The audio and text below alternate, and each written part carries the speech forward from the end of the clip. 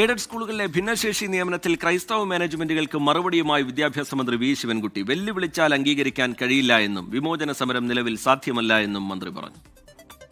ഭിന്നശേഷിക്കാർക്ക് നിയമാനുസരണം കിട്ടേണ്ട ആനുകൂല്യത്തിന്റെ കൂടെയാണ് ഗവൺമെന്റ്. ഈ കാര്യം പറഞ്ഞുകൊണ്ടൊരു വെല്ലുവിളി എന്നും ആരും നടത്തേണ്ട കാര്യമില്ല. സമയത്തിന് കോടതിയിൽ പോകാതെ അവസാനം കുറ്റം കൊണ്ട് ഗവൺമെന്റിലേക്ക് ചാരി ഗവൺമെന്റിനെ വെല്ലുവിളിക്കുകയെന്ന് വെച്ചാൽ ആ വെല്ലുവിളിയൊന്നും ഗവൺമെന്റ് അംഗീകരിക്കുന്ന കാര്യമില്ല. അതൊക്കെ ഞങ്ങൾ തള്ളിക്കളയുകയാണ്. അതിന്റെ കുറ്റം ഗവൺമെന്റിന്റെ മേൽ പഴിയാറുന്നത് ഒട്ടും ശരിയല്ല. എയ്ഡഡ് മാനേജ്മെന്റിന് വേണ്ടി കോടതിയിൽ ചെന്ന് ഗവൺമെന്റ് വാദിക്കേണ്ട കാര്യമില്ലല്ലോ. എന്നാൽ സർക്കാർ മാനദണ്ഡമനുസരിച്ച് എല്ലാ ഒഴിവുകളും ഭിന്നശേഷി സംവരണത്തിന് മാറ്റിവെച്ചിട്ടുണ്ട് എന്നാണ് സിറോ മലബാർ സഭ കോതമംഗലം രൂപതയുടെ പ്രതികരണം. മന്ത്രി എത്രമാത്രം ഇതിന്റെ നിജസ്ഥിതി മനസ്സിലാക്കിയിട്ടുണ്ട് എന്ന് എനിക്ക് വ്യക്തതയില്ല. അല്ലെങ്കിൽ ബന്ധപ്പെട്ട വിദ്യാഭ്യാസ ഓഫീസർമാരാണല്ലോ മന്ത്രിതലത്തിലേക്കും സർക്കാർ തലത്തിലേക്കും ഈ റിപ്പോർട്ടുകൾ കൈമാറേണ്ടത്. ആ റിപ്പോർട്ടുകൾ പരിശോധിച്ച് ഒരു സത്യസന്ധമായ കൃത്യമായ റിപ്പോർട്ട് നൽകുക എന്നുള്ള ഉത്തരവാദിത്വം അധികാരികളുടേതാണ്.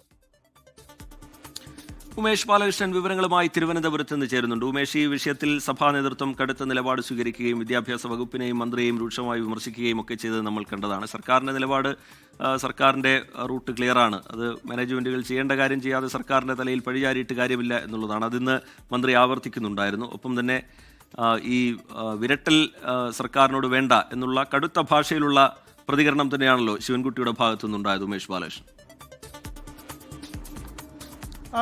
തീർച്ചയായും ഈ സമീപകാലത്തുണ്ടായ ഏറ്റവും ശക്തമായ നിലപാട് തന്നെയാണ് ഇപ്പോൾ വിദ്യാഭ്യാസ മന്ത്രി സ്വീകരിച്ചിരിക്കുന്നത്. ഈ സമീപകാലത്ത് പ്രത്യേകിച്ച് ഭിന്നശേഷി സംവരണവുമായി ബന്ധപ്പെട്ട് അധ്യാപക നിയമനത്തിലെ ഭിന്നശേഷി സംവരണ നിയമനവുമായി ബന്ധപ്പെട്ട് NSSന് ഒരു സുപ്രീം കോടതിയിൽ നിന്ന് ഒരു അനുകൂല വിധി കിട്ടിയിട്ടുണ്ടായിരുന്നു. അതായത് ഈ എയ്ഡഡ് മാനേജ്മെന്റുകൾ പറയുന്ന പ്രധാന ന്യായീകരണം തങ്ങൾക്ക് ഈ യോഗ്യരായ ഭിന്നശേഷി വിഭാഗത്തിൽപ്പെടുന്ന അധ്യാപകരെ ലഭിക്കുന്നില്ല നിയമനം നടത്താൻ എന്നുള്ളതായിരുന്നു. ആ ഘട്ടത്തിൽ NSS സുപ്രീം കോടതിയിൽ പോവുകയും സുപ്രീം കോടതിയിൽ നിന്ന് അവർക്ക് ഈ ഭിന്നശേഷിക്കാർക്ക് വേണ്ടിയുള്ള സീറ്റുകൾ മാറ്റിയിട്ട് മറ്റ് നിയമനങ്ങൾ അംഗീകരിച്ച് നൽകാനുള്ള ഉത്തരവ് വരികയും ചെയ്തു. ഇപ്പോൾ അതിനുശേഷം ഉണ്ടായ വിവിധ ക്രൈസ്തവ മാനേജ്മെന്റ് അടക്കം മുന്നോട്ട് വയ്ക്കുന്ന ആവശ്യം NSSന് സുപ്രീം കോടതിയിൽ നിന്ന് വന്ന ആ വിധിയുടെ പകർപ്പ് ഉൾക്കൊണ്ടുകൊണ്ട് മറ്റ് മാനേജ്മെന്റുകൾക്കും, അതായത് മറ്റ് എയ്ഡഡ് മാനേജ്മെന്റുകൾക്കും അനുകൂലമായ ഒരു സമീപനം സർക്കാർ സ്വീകരിക്കണമെന്നുള്ളതാണ്. എന്തായാലും സർക്കാർ ആദ്യഘട്ടത്തിൽ നിന്നും ഇതിൽ കൂടുതൽ പ്രതികരിക്കാൻ തയ്യാറായില്ല.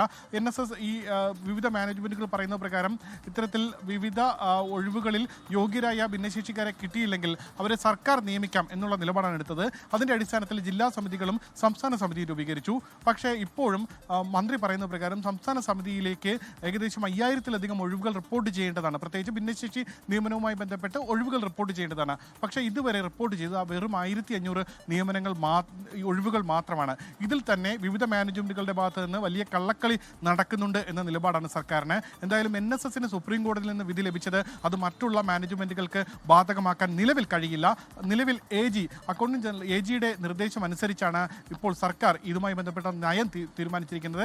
AGയുടെ നിയമോപദേശം അനുസരിച്ച് NSSന് മാത്രമാണ് ആ വിധി ബാധകമായിരിക്കുന്നത്. കൃത്യസമയത്ത്, അതായത് 2021 വിധി വന്നിട്ട് ഇതുവരെ കോടതിയിൽ പോകാതെ സർക്കാരിനെ കുറ്റം പറയുക എന്നുള്ളത് അംഗീകരിക്കാൻ കഴിയില്ല.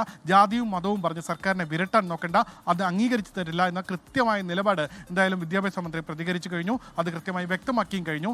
ഇനി മാനേജ്മെന്റുകളാണ്, വിവിധ ക്രൈസ്തവ മാനേജ്മെന്റുകൾ സർക്കാരിനെതിരെ രംഗത്തെത്തിയിട്ടുണ്ട്. അപ്പോഴും സർക്കാരിന്റെ ഭാഗത്ത് ഇതിൽ ന്യായമുണ്ട്. ആ ന്യായം തന്നെയാണ്, നിയമപരമായ സാധുത തന്നെയാണ് സംസ്ഥാന സർക്കാർ, പ്രത്യേകിച്ച് വിദ്യാഭ്യാസ വകുപ്പ് മുന്നോട്ട് വയ്ക്കുന്നത്. ലോകത്തെവിടെയായാലും ഏത് സമയത്തും 24 വാർത്തകളും ഓഗ്മെന്റഡ് റിയാലിറ്റി പാക്കേജുകളും എക്സ്പ്ലെയിനറുകളും വിശദമായി കാണാൻ ഞങ്ങളുടെ YouTube ചാനൽ നിങ്ങൾക്ക് സബ്സ്ക്രൈബ് ചെയ്യാം.